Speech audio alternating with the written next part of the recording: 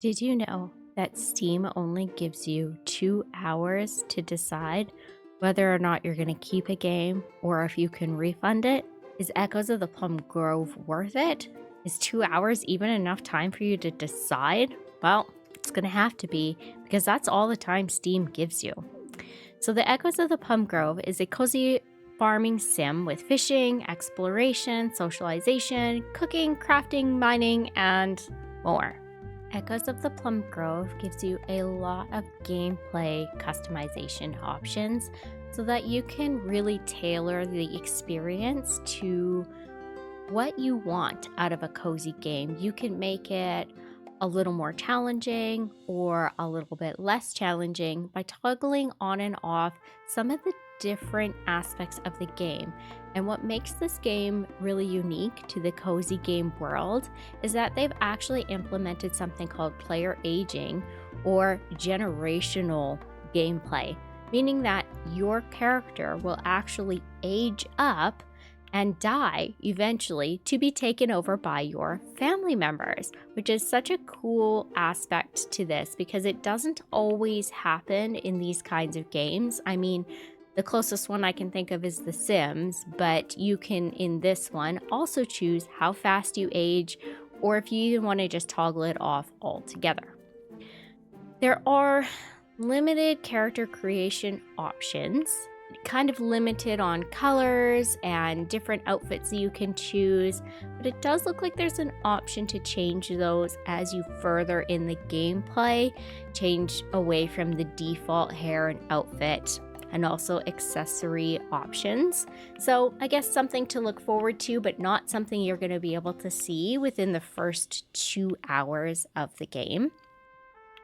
The next thing I noticed is that the controls are pretty straightforward. It's the classic WASD for movement. It's more of a point and click type adventure to make it a little bit more easier.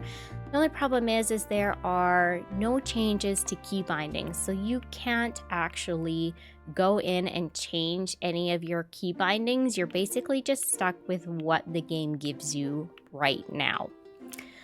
The next thing I noticed was when we first get into the game, there is this giant inventory space, and you're basically given so much room to store all of the things that you can pick up, which works out really well because you have to manage your hunger and energy levels in addition to aging. So you are given the basic tools to start with, like the watering can, the scythe, the pickaxe, the axe, etc. So you don't have to go in and craft any of them or find any of them. You are given them right off the bat.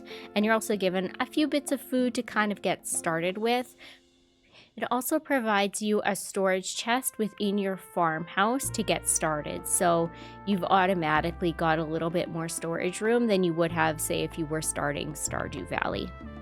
There is crafting and cooking within the game, so you get to gain recipes for crafting recipes or cooking recipes as you complete quests for the townsfolk.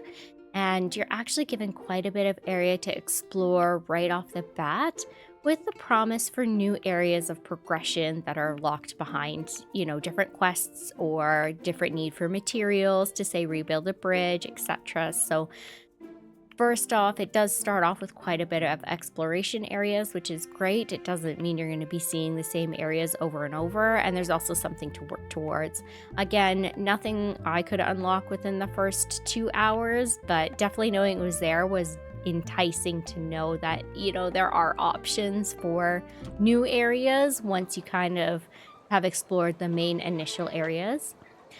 The farm that you start off with is quite large. It looks like the farmhouse can be expanded and decorated and customized to whatever you want.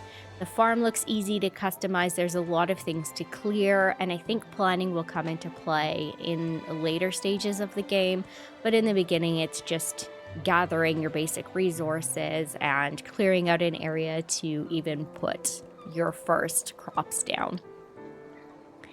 I've actually noticed there are a lot of people to meet. There's actually pretty decent conversation lines, a lot of town gossip. There is no voice acting in the game, it is all reading. So if that's a problem, then that's definitely something to consider. It seems like each townsfolk or each person within the town actually has different interests, different personalities, and they even sell different things. So it's not a one stop shop for sure. Each shop has their own specialties, their own materials.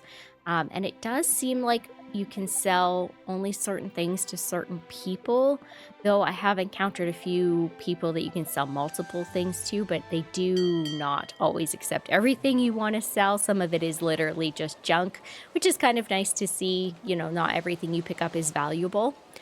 I found the townsfolk's designs to be quite unique as well. I didn't see a lot of copy paste in terms of the character design or the conversation lines, which kept it nice and fresh. I did, however, notice that the background music does seem to play on repeat, and it does appear to be the same song over and over again. So, highly recommend playing this with something else on in the background, like Netflix, some anime, a streamer, whatever it is that you listen to in the background, because the song can get a little repetitive for sure. This game also sports some seasons to keep the gameplay fresh and enjoyable. There were a few events. It does have a calendar, kind of like Stardew Valley does. There was a wedding event that happened in the first few days, and I totally missed it. It didn't give me any warning or anything like that. I missed it on the calendar completely, so I'm kind of happy that the game just lets you totally miss events if you're not paying attention. So if that's something you want to be a part of, make sure that you do not miss your events. This game is pretty typical for cozy games. You have to manage your sleep, your hunger, your health, all the basics. But there is an interesting piece of this game where your food and your items can actually quote unquote rot. So your inventory management and selling of items becomes important. You can't just stockpile all of your things within your storage chest because they rot and become junk essentially. So it's really important to pay attention to the day or the time frame in which they rot within and make sure that you're clearing out all of that old inventory. And I also find that it helps you want to go out and find more because your items are rotting. You can't just, like I said, stockpile them. There are quests to keep the game moving forward and progressing. The progression is rather slow. It took me about 2 hours to get to day 5 of spring. I'm sure you could do it a little bit faster than me, but it wasn't enough to grow my first crop and sell it. So we're still working on that within the first, 2 hours. Verdict is, after 2 hours of gameplay, this game is definitely a keep on my list. I feel like after 2 hours, you've only barely scratched the surface of what this game has to offer. The devs are definitely listening and paying attention to the player base, reading the reviews, and taking those things to heart. So I feel like this game will be well worth the investment, especially when we get deeper into the game and more aspects of the strategy start to come out. So this is one of those games I would definitely be keeping. Make sure that you hit that subscribe button so you don't miss the full review video coming out after we've done 8 hours of gameplay and see how far we can get. See you next time.